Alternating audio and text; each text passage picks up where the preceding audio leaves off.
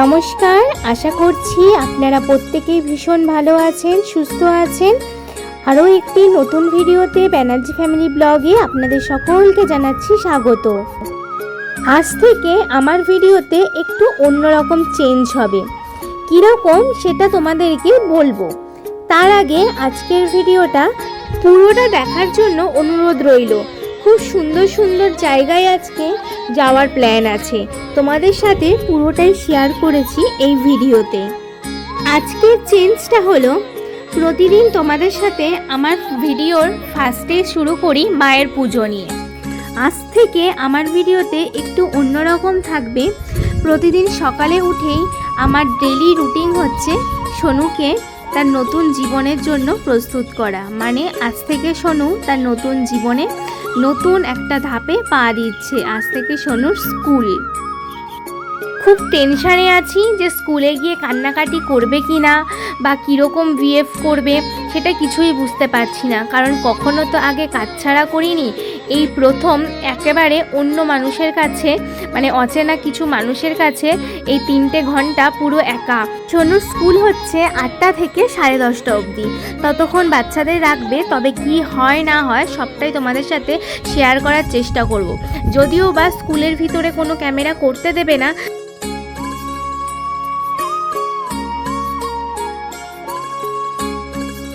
সোনু জানো তো বারবার জিজ্ঞাসা করছিল কোথায় যাব, আমরা কি করব মাম্মা।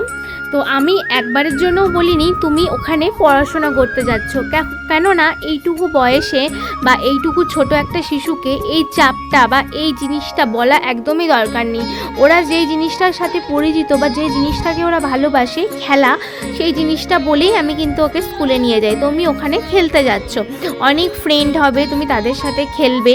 তো এরকম বলে কিন্তু সোনুকে আমি রেডি করছিলাম আর এই গল্পগুলো করছিলাম। আর সবাই কিন্তু তার সাথে সাথে বলছিল যে তুমি কিন্তু দুষ্টু করবে না, কাদু করবে না। আর প্রথম দিন কিন্তু সোনু একদম কাদু করেনি, একদম কান্নাকাটি করেনি। স্কুলে খুব এনজয় করে ক্লাস করেছে, স্কুলে মজা করেছে, হাসি ঠাট্টা হুল্লোড় সব করেছে। তো সোনু কিন্তু একদম রেডি। দেখো তো কেমন লাগছে, খুব সুন্দর লাগছে তাই না?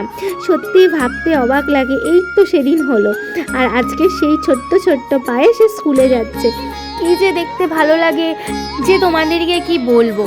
কাঁধে ব্যাগ, গলায় ওয়াটার বোতল নিয়ে যখন স্কুল থেকে বেরোচ্ছিল, মানে জাস্ট অপূর্ব। বাট আমি তো সবটা ক্লিপ তোমাদের সাথে শেয়ার করতে পারিনি। তবে আজ থেকে তো স্কুল শুরুই হলো, প্রতিদিনই যাবে, কোনো দিন না কোনো দিন তোমাদের কাছে সবটাই শেয়ার করব। যেহেতু স্কুলের ভেতরে আমি ঢুকে ওকে নিয়ে আসি বা ওকে পৌঁছে দিয়েছি, তাই জন্য ক্যামেরাটা না করতে পারিনি। চলো, পুরোপুরি ও রেডি হয়ে গেছে। এরপরে মোজাটা পরিয়ে জুতোটা পরিয়ে দিলেই কিন্তু একদম রেডি। একটা সন্তানের প্রথম স্কুল হলো তার বাড়ি, যেখানে মা বাবা এবং অন্যান্য ভাই বোনেরা একই সাথে খুব সুন্দর শিক্ষায় মানুষ হয়। তাই মাকে বলা হয় সন্তানের প্রথম শিক্ষক। পরিবার হলো শিশুকে জীবনের এমন একটা মূল্যবোধের জায়গা, যেখানে শিশুকে প্রতিটা মুহূর্ত একটা সঠিক পদ্ধতিতে মানুষ করে তোলার চেষ্টা করা হয়। আমরা তো প্রত্যেকেই জানি যে 5 থেকে 6 বছরের মধ্যে শিশুরা ঠিকঠাকভাবে স্কুলে ভর্তি হয়ে যায়, কিন্তু এখন কিন্তু আর সেই যুগ নেই। এখন 4 থেকে 5 বছর তো দূরে থাক, সোনুর বয়স হচ্ছে 2.5 বছর, কেউ 2 বছর, এই রকম বয়সেও কিন্তু স্কুলে ভর্তি হয়ে যাচ্ছে। কারণ তার অ্যাক্টিভিটি যত ফাস্ট, সেই বাচ্চাকে কিন্তু তত তাড়াতাড়ি স্কুলে ভর্তি করা হয়। রেডি হয়ে গেছে, নিচে নেমে পড়েছে, এরপর আমাদের যাওয়ার পালা। চলো, প্রথম দিন স্কুল কেমন হয় না হয়, ভীষণ এক্সাইটেড।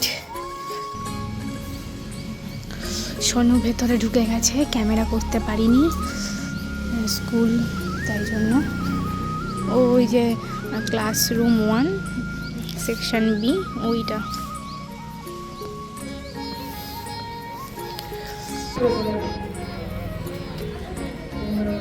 হ্যাঁ,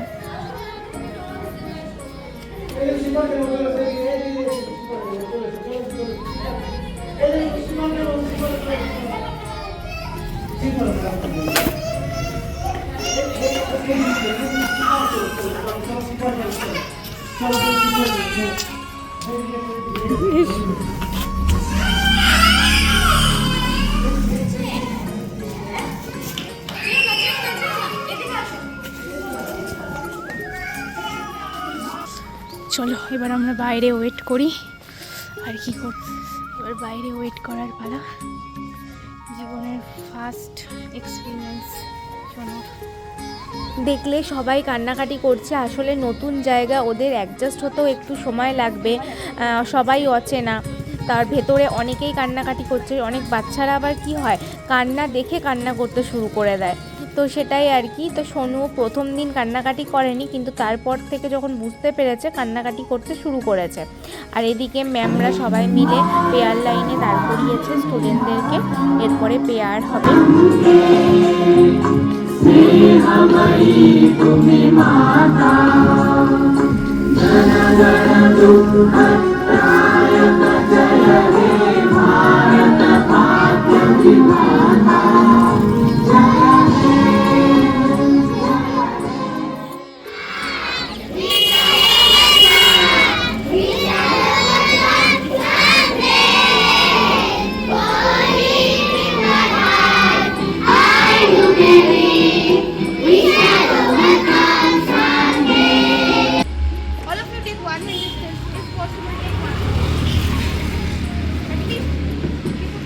Now follow my instructions properly.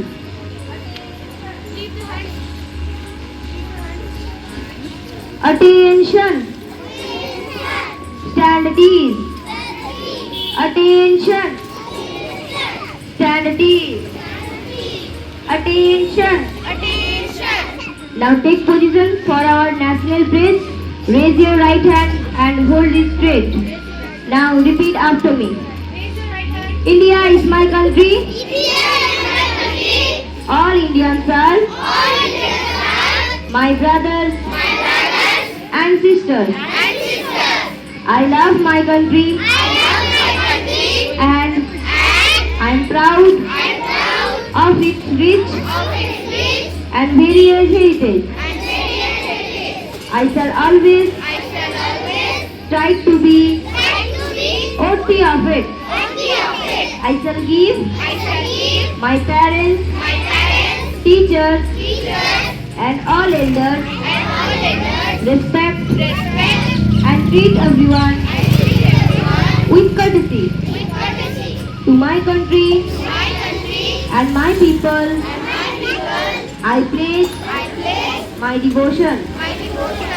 In their well-being and prosperity alone lies my happiness. Jai Hind. Assembly dismissed. Have a nice day, everyone. Now make line and go back to your own classes. All of you stay here. I need to talk. Hi, Shiva. What happened? Why are you disturbing him? In the assembly line?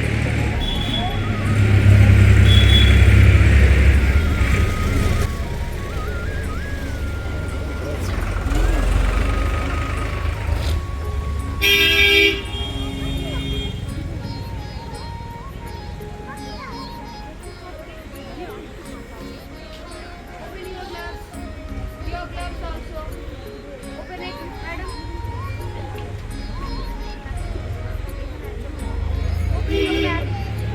Open your cap. এইভাবেই সোনুর first day school starting হলো। এরপরে ওদেরকে রুমে নিয়ে চলে যাওয়া হচ্ছে। তারপর ভেতরে কি হবে তারপর আমরা আর কেউ জানতে পারবো না। এটা যেহেতু গার্ডেনের মধ্যে হয়, সেহেতু আমরা স্কুলের বাইরে থেকে সমস্ত কিছুটাই দেখতে পাই। এখন বাজে ঘড়িতে 10:30। সোনুর অলরেডি স্কুল ছুটি হয়ে গেছে। তো আজকের দিনটা খুব মজা করে আনন্দ করে স্কুলটা কাটিয়েছে, কোনো রকম কান্নাকাটি কিছুই করেনি। তোমার ভালো লেগেছে স্কুলটা? হ্যাঁ, কালকে আসবে তো? আসবে। যাক, ছেলে যে আমার স্কুলে আসবে বলেছে এটা শুনেই অনেক শান্তি। এখন বাজে ঘড়িতে বিকেল 4:30। আমরা কর্তাগিন্নি মিলে বেরিয়ে পড়েছি অনেকটা দূর একটা জায়গায় যাব বলে। এখন যাচ্ছি আমরা শ্রী শ্রী রামকৃষ্ণ মিশনের একটি মঠ আছে সেখানে, মানে আমাদের বাড়ি থেকে অনেকটাই দূর। ঠিকানাটা হচ্ছে বাঁকুড়া তালপাতা। ভিডিওটা একটু বড় হবে, সবাই প্লিজ একটু ধৈর্য ধরে ভিডিওটা দেখুন। মোটামুটি সন্ধ্যা হতে চলেছে, আর বেশিক্ষণ লাগবে না সন্ধ্যা হতে। আকাশটা দেখো কি অপূর্ব লাগছে, অস্ত্র যাচ্ছে সূর্যদেব, কিন্তু আকাশটা দেখে এত ভালো লাগছে। ঠিক এই সময়টা না ফটোশ্যুট করলে মারাত্মক লাগে দেখতে। চলো বেশি কথা বলবো না, একেবারে সেখানে গিয়ে তোমাদের সাথে দেখা হচ্ছে।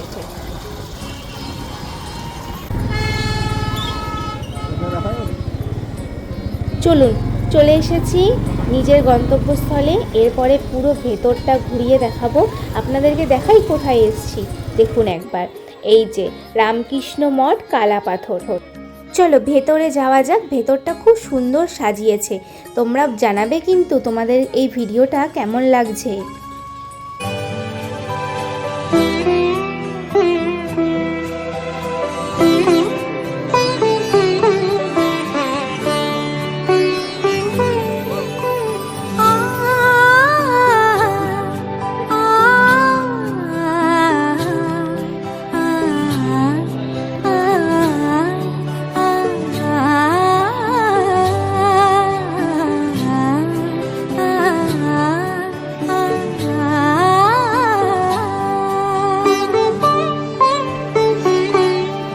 উৎসবের অঙ্গনে আজ সবার আমন্ত্রণ, উৎসবের অঙ্গনে আজ সবার আমন্ত্রণ, উৎসবের শোভালোকে আজ আলোকিত মন, উৎসবের শোভালোকে আজ আলোকিত মন, উৎসবের অঙ্গনে আজ সবার আমন্ত্রণ।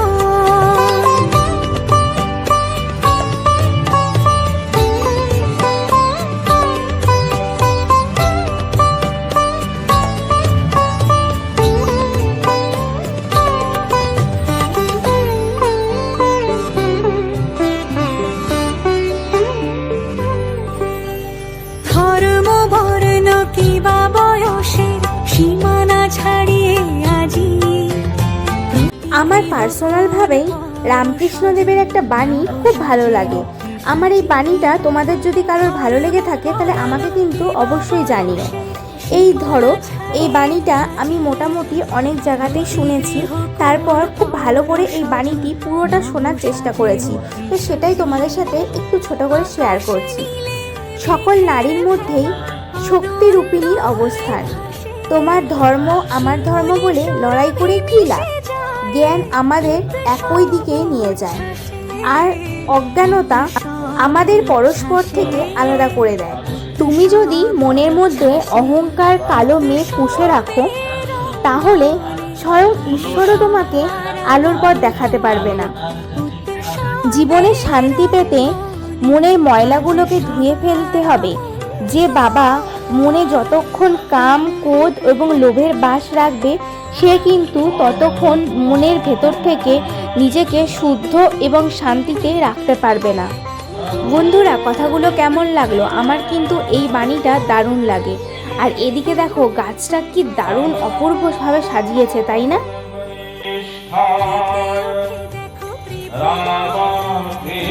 রামকৃষ্ণায় তে নমঃ। ওম নমঃ শ্রী ভগবতে রামকৃষ্ণায় নমো নমঃ। মন্দিরটা অনেকটাই বড়। এখন আমরা দুজন চলে যাচ্ছি সামনে সন্ধ্যা আরতি হচ্ছে সেটা দেখার জন্য। সব থেকে বড় কথা, মন্দিরটা এত সুন্দর করে সাজিয়েছে যে ভেতরে না আসলে বাইরে থেকে বোঝা দেয়। এত সুন্দরভাবে অরিজিনাল ফুল, অরিজিনাল ট্রি, মানে সমস্ত কিছু দিয়ে এত সুন্দর করে সাজানো। ধর্ম বর্ণ কিবা বয়সের সীমানা ছাড়িয়ে আজি প্রতি গৃহ কোন পর সজন নব সাজে উঠে সাজি।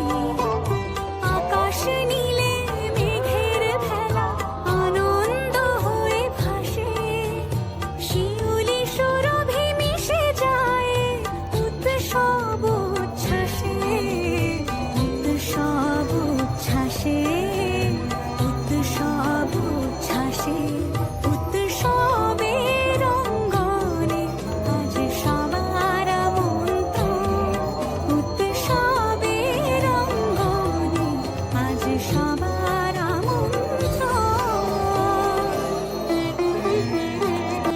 তারপর না মন্দির থেকে বেরিয়ে দেখছি এখানে দেওয়া হচ্ছে পোলাও। তো কে ছাড়ে, ঠাকুরের প্রসাদ নিতে তো অবশ্যই হবে, তাই জন্য আমিও আর দেরি না করে দাঁড়িয়ে পড়েছি সবার মাঝখানে, আমিও পোলাও নেব। আর ইচ্ছা আছে এখানে পোলাওটা খাওয়ার পর পাপা আর মামুনির জন্য একটু হলেও প্রসাদ বাড়িতে নিয়ে যাব। তোমরাও যদি কেউ এই মন্দিরে আসতে চাও তাহলে কিন্তু আসতেই পারো। এই রামকৃষ্ণ মিশনে কিন্তু দীক্ষাও দেওয়া হয়।